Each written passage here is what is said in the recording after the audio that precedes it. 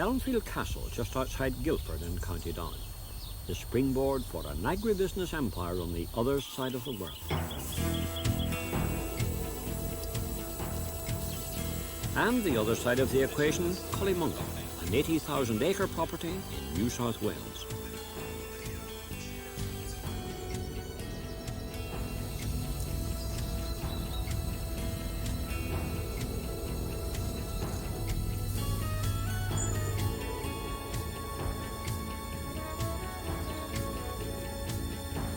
Derek Shaw and his wife Anne stroll in their garden at Guildford. 24 hours later, they're in the cotton plantation they've developed 12,000 miles away.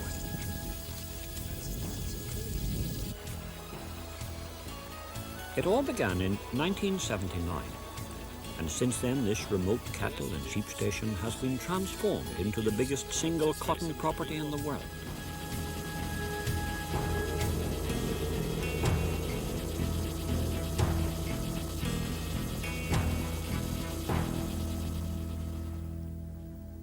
The family farm is near Saintfield amid the drumlins of the County Down countryside.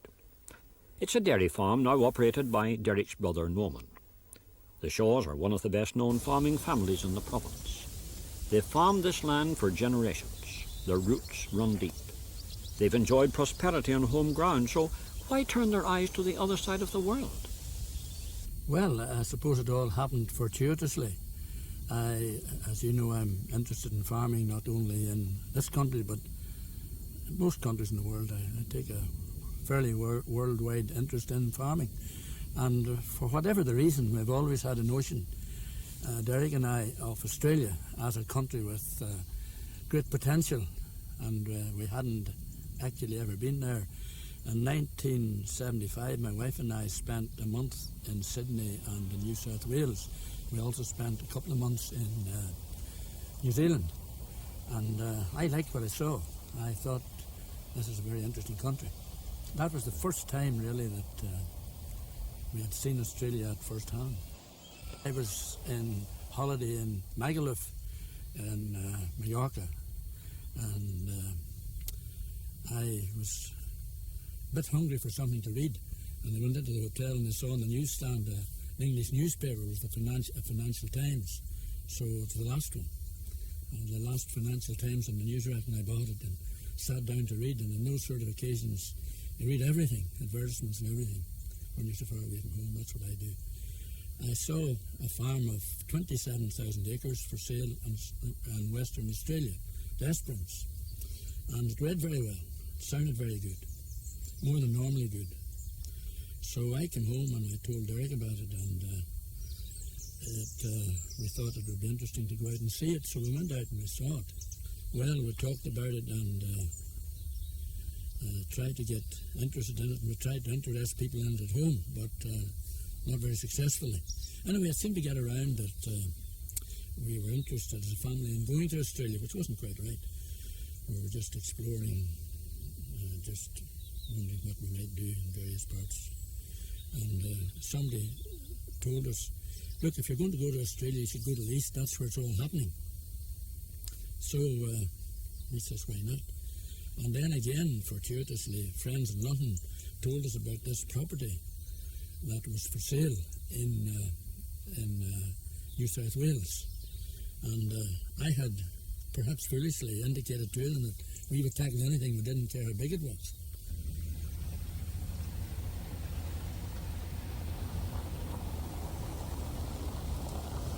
And so the story of far-off fields began. The Shaws leased Cullymungle and began producing cattle and sheep. They'd no intention of turning their backs on what they'd built up at home. This is a story of remote control. They continued farming and living in Northern Ireland. I wanted to live here and run that as another operation. Gradually, as the operation increased in size, of course, that required a lot more management time. But I liked living here, and I wanted the best of both worlds. I wanted the best of the opportunities in Australia and the quality of life that we have here in Northern Ireland. The objective of having everyone together today is to really concentrate on what we're going to do between now, planting, irrigation, and crop harvest, crop ginning. it was big enough to have a top management team. We could justify going out and getting top quality people, giving them the proper incentives, getting them involved in the company as shareholders. Unless we had that team, we couldn't have operated it from here. But having said that, it required quite a lot of operation from here as well. In fact, last year I was in a plane every 3.5 days, 225,000 miles during the year, and I think that counted up to about 3 weeks actually sitting in a seat in a plane.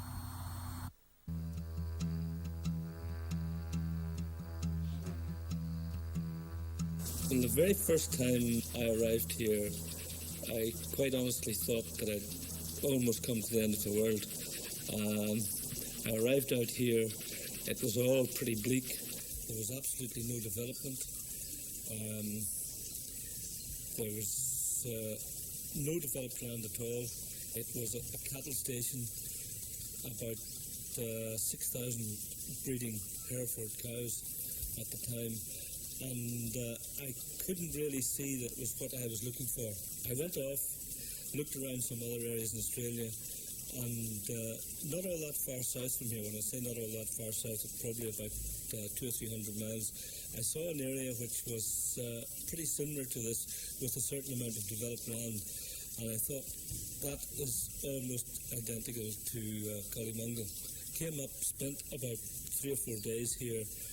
And one of the things that really impressed me was the quality of the cattle.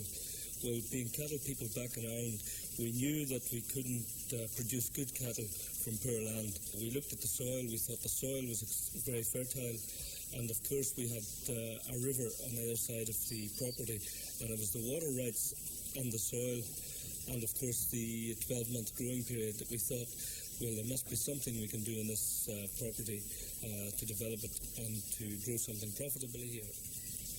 There are telexes, fax machines, and that whole communication development has transformed everything in the last 3 or 4 years. And really, distance is quite small. It's just as easy phoning here as it is phoning Portadown. But despite the technology of modern communications, the distance factor would be a deterrent to most of us, but not to the Shaws. Well, certainly in the early days it was very difficult because the children were small and domestic situation wasn't always easy, but my mother was an enormous help. But I was very keen that I would keep going out and continue the involvement, and I'm very pleased that I have. I think in total I've made 35 trips to Australia. I was probably involved more in the personnel side, on the board and on the farm. So I think I was hopefully helpful in sorting staff problems out. Single men were happy to go and stay for a while or stay for a long time. Once they got married, it was either a permanent job for 4, 5, 6 years, which their wives enjoyed, or they could be completely put off going to the property because of its isolation and because of their wives. But I think we tried to make the environment very pleasant to live in. We tried to have good houses. Latterly we've built a swimming pool, and we tried to help them with schooling for the children. So I think we tried to attract a community spirit on the farm. The transformation since 1979 represents one of the most significant developments in agriculture, not only in Australia, but in the world. Year by year, thousands of acres which have changed little for centuries have come to resemble the Dutch polders. If modern communications have played a part in the story of development, modern machinery has made possible reclamation on a scale which has already brought 25,000 acres into cotton production.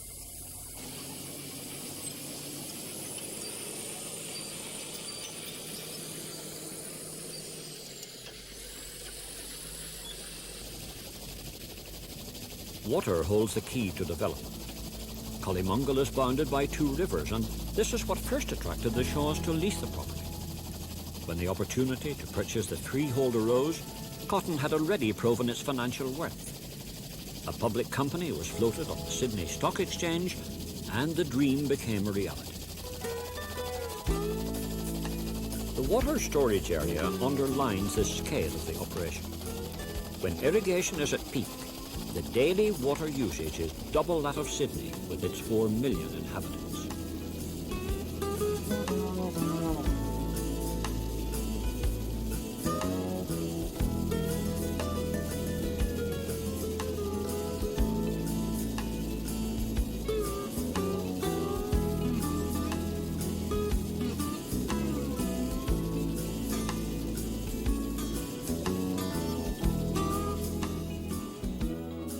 Before we were able to start to farm here, it was a major civil engineering exercise. I would imagine that somewhere in the region of about $25 million has been spent developing pump sites, waterways, storage facilities. We use here annually something in the region of about 17 billion gallons of water. And we've about 25,000 acres of cotton here at the moment. If you can imagine a 25,000 acre lake, 3 feet deep, that is the amount of water that is actually used.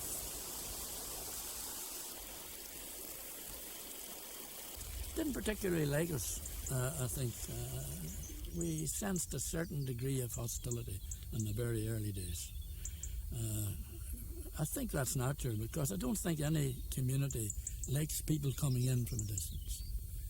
And we tried to behave as well as we could and do everything right with everybody that we were dealing with, and I think we did that, of course. But even so, there was a certain feeling against us. But I will say that we wore that down and gradually, and after 2 or 3 years, we were beginning to be accepted, and I think we're now fully accepted. And people, in fact, around there are very glad we were there because the way we've developed the place, we're employing a lot of people, we're giving a lot of business to the local people, and even for that reason alone, we're very much accepted.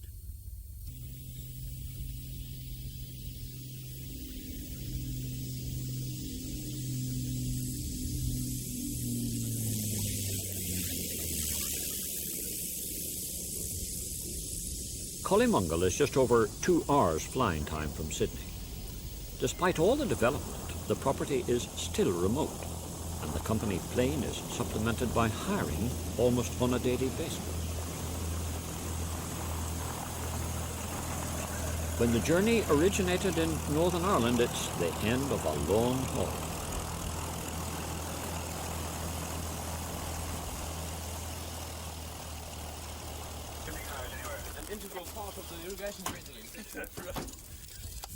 Derek and Anne arrive on the property on yet another visit. In some ways, it's almost like coming home. Anne, how are you?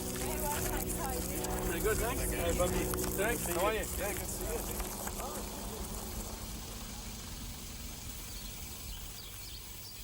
you. After a quick shower and a snack, it's down to business with an update on the marketing progress for the crop in hand. As you can see, Derek, we've got 18% total sold at the moment. About 12% of that going into Japan. The balance has been arranged into Europe. There's about 2%, total 2% at the moment domestic. But at the moment, what we're doing is holding back. We've got a good growing crop. We've got a surging market. It's more or less confirming what we've thought over the last few months. Yeah, right. And well, the same story again. There's about nearly all the Californian crops off. There's about 60% of modules still standing in the yard. The quality looks down. Still, there's a big freeze again down in the high plains, down when I was talking to Alan, so they've got trouble. But Russia's the one that's in trouble at the moment.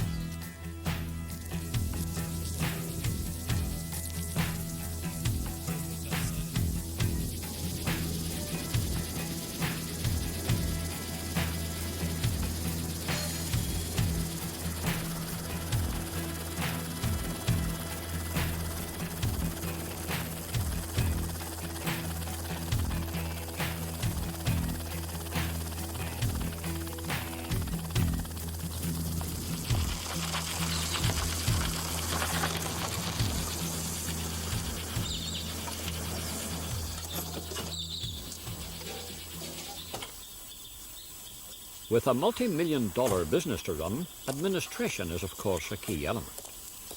Cullymungle was once far removed from the world of big business. Now it's assumed an international dimension.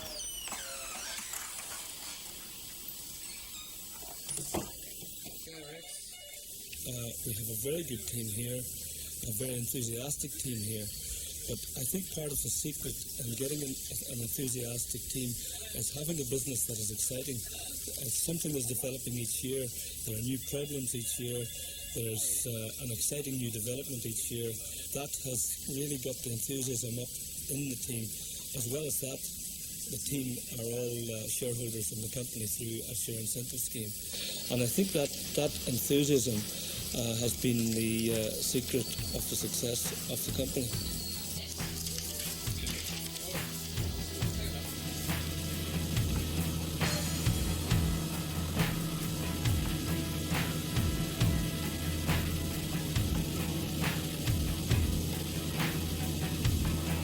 From the vivid green of the growing crop to the culmination of all the planning and team effort, harvest.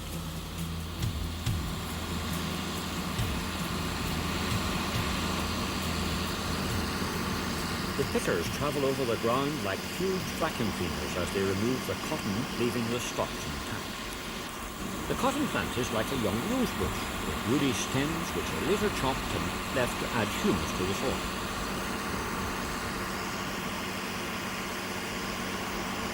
The quality of the crop reflects the rich alluvial soil and copious water supply.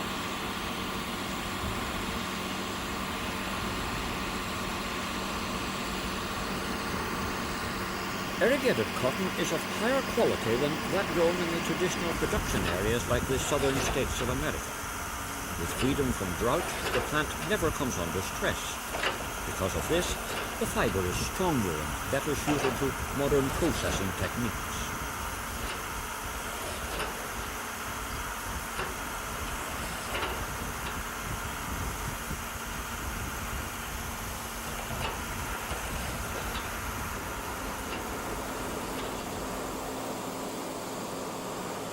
Harvest time at Colley Farms has the urgency of harvest the world over. With 25,000 acres to handle, the days are long and the workload heavy. In northwest New South Wales, the weather in May, the main harvest month, is usually reliable. Of course, it's vital that the cotton has a low moisture content, so even a heavy dew can bring operations to a standstill.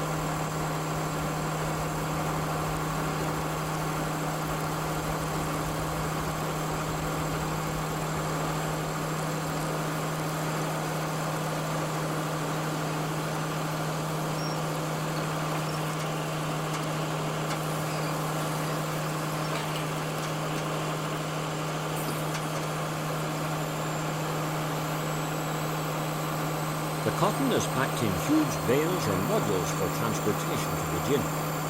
Like any other commodity, of course, the price can fluctuate from one year to the next. It's not a crop for the faint-hearted, as the company has proven in recent years. We spent quite a lot of money developing when the cotton price was going down. I think we'd done a lot of research, and I suppose maybe you could count good luck, I don't know. We like to think it's judgment, but we developed quite rapidly. We increased our acreage by 30%, and we spent a lot of money on development when the cotton price collapsed in 1985. At that same time, most other producers, not only in Australia but in the world, had reduced their acreage by 20-25%. And of course, having increased their acreage during that time, the prices came right the following year, so it paid off.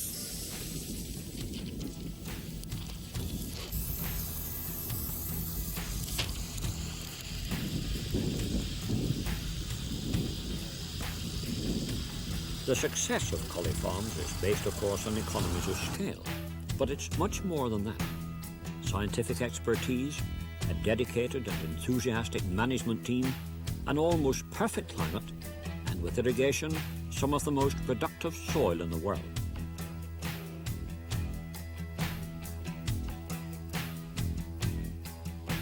The final link in the production chain as the cotton leaves Colley on its way to the gin.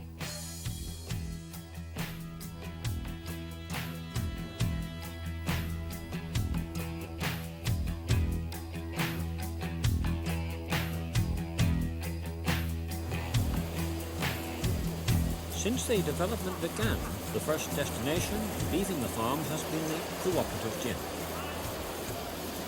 The ginning operation plays a vital part in the presentation of the fibre and in ensuring its premier position in international markets.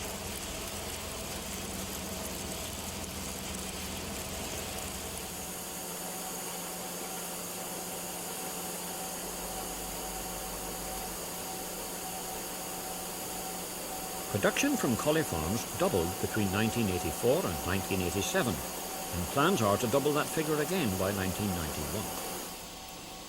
With the crop grown under irrigation, Australia has now joined California as one of the highest quality producers in the world.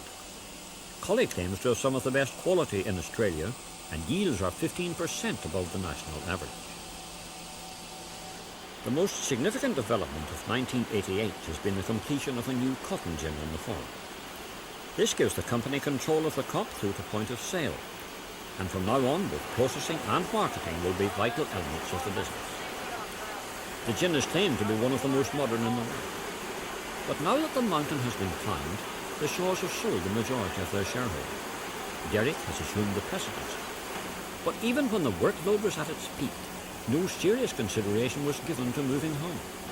It would have seemed a very sensible thing to do, I'm sure, in some people's eyes, but we love living here, and our own children were at a difficult stage for moving schools. British education I prefer to Australian education, so we had to see that through. And I think by living here we were able to keep an international global view on our farm in Australia. And once we had a good team together, then it really wasn't difficult. Physically it might have been difficult, but it wasn't difficult in any other way. I think it's a country with tremendous potential. The fundamental values in Australia are still the same as they were 8 years ago. It is still some of the cheapest land in the world. It is still some of the lowest cost production methods, both in beef and sheep. And just at the moment, I'm actively looking at a very interesting beef project and also a wool production project in New South Wales. I am a confirmed Australian. I love the country. I love the people. I like the potential. I like the wide open spaces. There's nothing, I think, in my farming life that I've enjoyed anything like it. I can't think of anything nicer than going out there and going away up completely into the outback and hearing the birds and seeing the kangaroos going about, and you feel a long way from Piccadilly Circus. It's a long way from County Down to the country which attracted the Shaws to use their experience and spread the vision to such good effect. The Australian continent has come a long way since Captain Cook arrived in this harbour some 200 years ago.